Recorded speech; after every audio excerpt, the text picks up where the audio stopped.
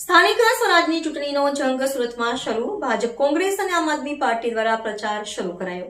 સ્થાનિક સ્વરાજની ચૂંટણીનો જંગ સુરતમાં શરૂ. ભાજપ, કોંગ્રેસ અને આમ આદમી પાર્ટી દ્વારા પ્રચાર શરૂ કરાયો. ધારાસભ્ય કુમાર કાનાણીએ સંબોધનમાં કહ્યું કે લોકોને સાચી વાત સમજાવવામાં ભાજપના કાર્યકર્તા કાચા પડ્યા. વોર્ડ નંબર 4ની મધ્યસ્થ કાર્યાલય ખાતે એમએલએ કુમાર કાનાણીએ કાર્યકર્તાઓને સંબોધન કર્યું હતું. વરાછા વિધાનસભાના ધારાસભ્ય કુમાર કાનાણીએ કાર્યકર્તાઓને કહ્યું કે આપણે લોકોને સાચી વાત સમજાવવામાં કાચા પડ્યા. રાઇટ ટુ એજ્યુકેશનમાં લાખો વિદ્યાર્થી પ્રાઇવેટ શાળામાં ફ્રીમાં ભણે છે. આ વાત આપણે લોકો સુધી મૂકી ન શક્યા.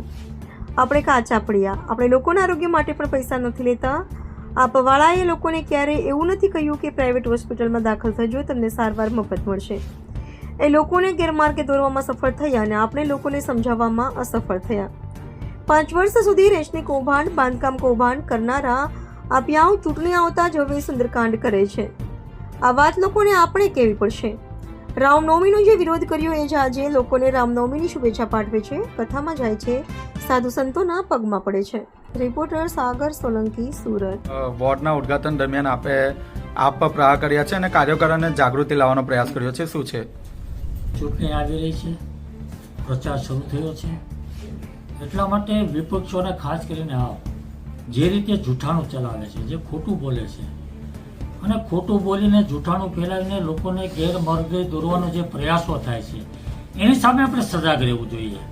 લોકો સુધી સાચી વાત પહોંચે, લોકોને સાચી વાતની સમજણ પડે અને લોકો ગેરમાર્ગે ન દોરાય.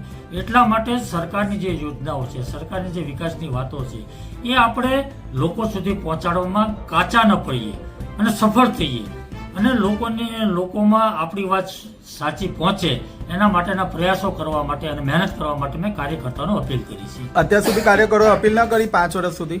5 વર્ષ અમે ખૂબ મહેનત કરી છે, પરંતુ ચૂંટણી પ્રચારની અંદર ફરીવાર લોકોને યાદ અપાવવું પડતું હોય છે, કારણ કે ચૂંટણી પ્રચારની અંદર દરેક પક્ષો પોતપોતાની વાતો મૂકતા હોય છે અને ચૂંટણીની અંદર આપ જે રીતે ખોટી વાતો મૂકી રહ્યું છે એની સામે લોકો ગેરમાર્ગે દોરાઈ ન જાય.